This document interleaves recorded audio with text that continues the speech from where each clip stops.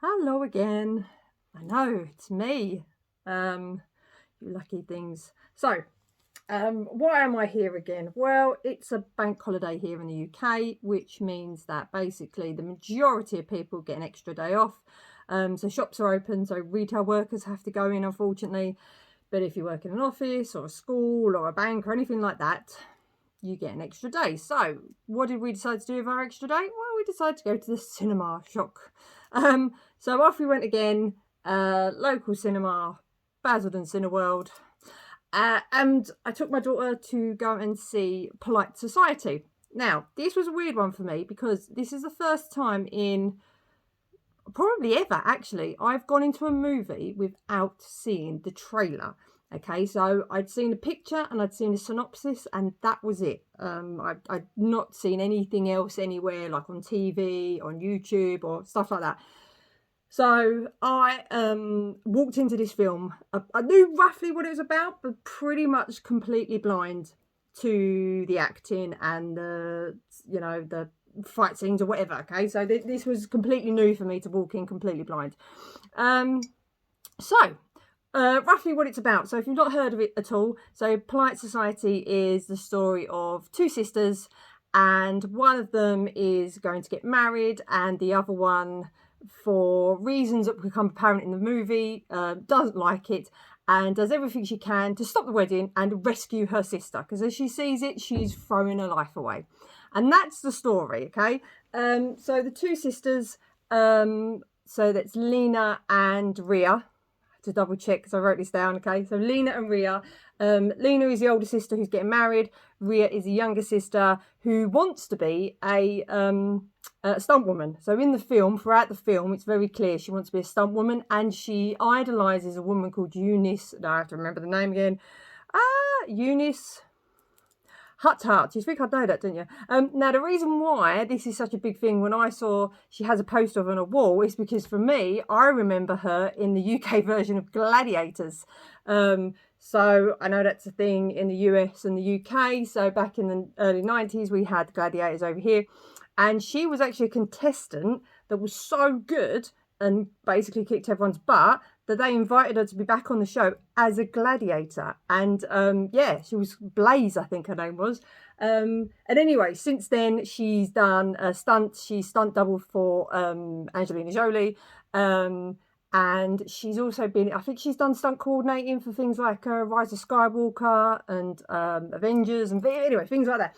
Anyway, bit of a segue anyway, but if you see the poster and you're not sure who she is, because it's a very English thing, she's quite of a big thing in that sort of area, but she's a massive in the stunt community, so yeah, that was huge. Anyway, going back to the film, so we have our two sisters who so the younger sister Ria, who, and by the way, I completely forget their name, so I'm so sorry, really hasn't done much before. Like, I've never seen her because she's done a couple of episodes of Bridgerton, which is not my thing, and she did like 2 or 3 episodes of, now is it called The Bastard Son and the Devil Himself? Again, I think I've seen trailers for it, but I've not watched it. Anyway, she's only done a couple of episodes, so this is her first movie. And yeah, so she's really good. In fact, both sisters, the other sister who has been in things like Doctors and stuff like that, which is a British soap, if you're not aware. So both of them are really, really good in their roles. They are very good. Also good as well. Now, I cannot remember the I've written it down. Hold on. So I'm going to say this so wrong. I'm so sorry. So Nimra Buka. She plays the mother-in-law and the kind of bad guy of the movie. You might recognise her if you are into the Marvel TV show. She recently was, again, the antagonist in Ms. Marvel. So she's getting around there. But yeah, so she was actually very, very good. In fact, I preferred her in this than I did to Ms. Marvel. Now, there's nothing wrong with her performance in the TV show. It's just that here she gets to be really over the top and really evil. And it's really good. She's so good at it. So yeah, so those are the 3 main actors, I would say, who are all fantastic in their roles. They're brilliant. The director, who again, and I'm really sorry, my ignorance, I've never heard of before. So, and again, I've written this down as well to remember. So Nida Manzoor. But this is her debut film. So she has directed, I believe, TV before. This is her first feature film. And yeah, I think she's done a pretty decent job. I wonder if she's like fan of maybe of like traditional martial arts movies, or even I think as well there's a kind of element of Quentin Tarantino. I mean, there's a scene right at the end, and I won't give away too much, but there's a scene in a car at the end, and you could almost see that as being Uma Thurman in like Kill Bill or something. It's just, yeah, the way it's shot and the way it's lit as well, it's very Tarantino-esque, I have to say. So whether or not that's something that she's deliberately brought out, but yeah, the stylistics of really old like Chinese martial arts movies come out in some of this as well. But it is a traditional sort of British film as well. The feel of it is very British. You do get that element of sort of showing the sort of British Pakistani London life. I don't think it goes into it as much as, say, like Ms. Marvel, where that brought the Pakistani community and all that into the forefront, and they you know, really delved into the family and the community and stuff like that. You do see some of it, I'd have to say, probably because it's only like it's an hour and 44 minutes. So there's a lot to squeeze in, but you do sort of get that little bit of an element to it as well. You get that sort of bit of a community feel. But the idea of this film is it's about subverting those traditional views. Okay, so the whole idea is you've got the older sister who has recently come back home after dropping out of art school. And you've got the younger sister who, like I said, wants to be a stuntwoman. And it's all about going against the grain, going against what everyone expects of you. And because of that, I think young women would love this movie, or should at least see this film, because it really hits home by the fact that it doesn't matter what anyone else wants you to do. It doesn't matter what society and everything expects of you. The idea is you do what you want, you do what you love. And obviously in this movie, the whole idea is that saves the day, you know, that is the goal they want to achieve. So I think it would really appeal to like younger women. It's something that might resonate a bit more with younger women. Not that, you know, other film goers wouldn't enjoy this film. There was a family who was sitting not far from me and my daughter as well. So there was a son, daughter, teenagers, mum and dad. And you could hear them giggling away during the movie and stuff like that. So, yeah, other people will enjoy it. But I think it's that kind of showing it to young women. And I mean all young women, I think, will really get something out of seeing a film like this. So the film itself, obviously, I had that sort of idea that there'd be a bit of martial arts in it. And, okay, so we're not talking 87-11 type of action. You know, there's no John Wick violence threaded throughout this movie. There's some nice set pieces.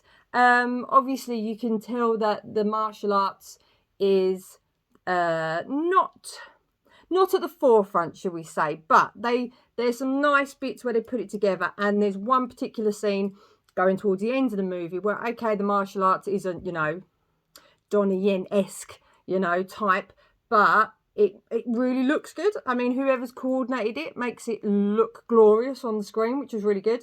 So that was enjoyable. Trying not to give anything away, it does kind of take a massive left turn somewhere in the movie, which I try not to say too much about. But what you watch in the first part of the movie kind of changes as you're watching it. Yeah, I'll say no more because it would spoil it. But I'm just saying that it was a bit strange.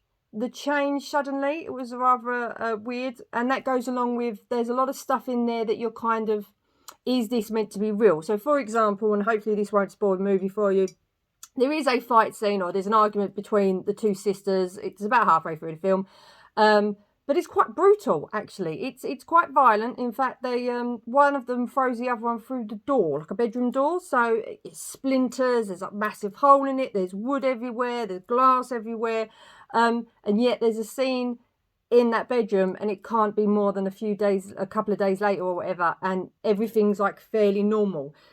So partway through the film, sometimes with some of the fight scenes, I am sitting there going, is this meant to be metaphorical? Am I meant to be going, that's probably what she's thinking in her head, because that's how she's imagining these scenes to be, quite brutal? Or is this actually happening? Is there a hole in that door? Is there glass shattered everywhere? So that was the only bit that I found pretty weird. Was I meant to imagine it was going on in her head, or did it actually happen? I'm assuming it did happen. Yeah, it was just very strange.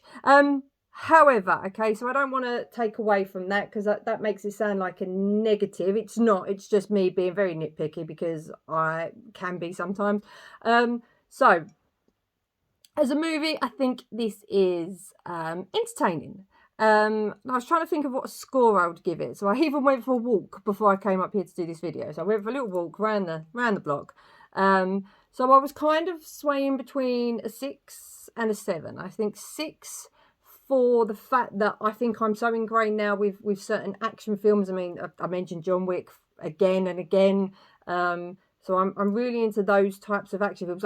I'm getting more into the fact that it isn't just brain dead film viewing. The skill and the coordination that goes into some of these action pieces are really good. So I kind of sway in the lower end, the 6, because I suppose I wasn't, or maybe I was expecting something more than I was getting. However, when you actually think of the story and what the director was trying to put across, that puts it towards a slightly higher end of the scale, because what she's trying to put across, I'm assuming anyway, and what I got out of it, is the fact that you should never give up, and you should never just I don't know, just conform to society just because that's what's expected of you. And actually doing what's not expected of you will make you happier and will get you what you want, okay? Things like that.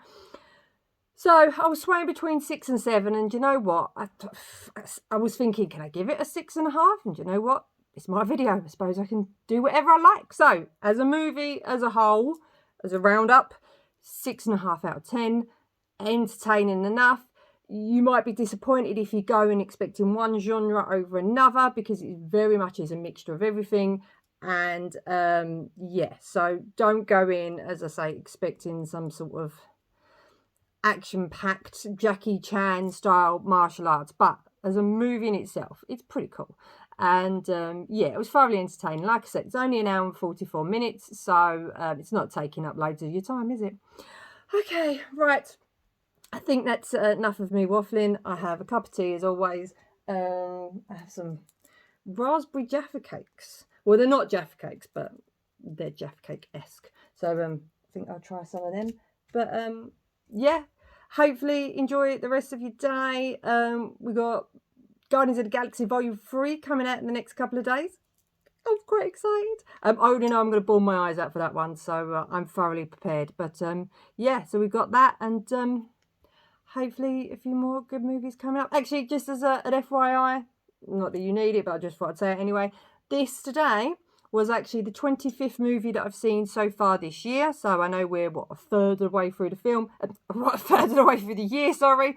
So yeah, so it was my 25th film, the 15th at the cinema. So that's pretty good, because last year was actually pretty rubbish. But I'm finding that this year the quality of movies coming out at the beginning of the year is a lot better than last year. I think apart from the unbearable weight, no, what was it, the Nicolas Cage one with Pedro Pascal, anyway, that one, apart from that, which came out I think right at the end of April I went to see it, the first third of the year last year wasn't fantastic movie-wise, like cinema release anyway. So this year has been looking a lot better. And there's still a couple of films that I would love to go see that I haven't managed to catch yet. Air, I would love to see before it comes out to cinema.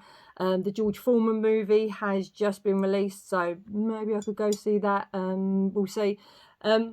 yeah, so things are looking good this year so far for film, and there's loads more to come for the rest of the year. But for now, we'll just enjoy what we've got.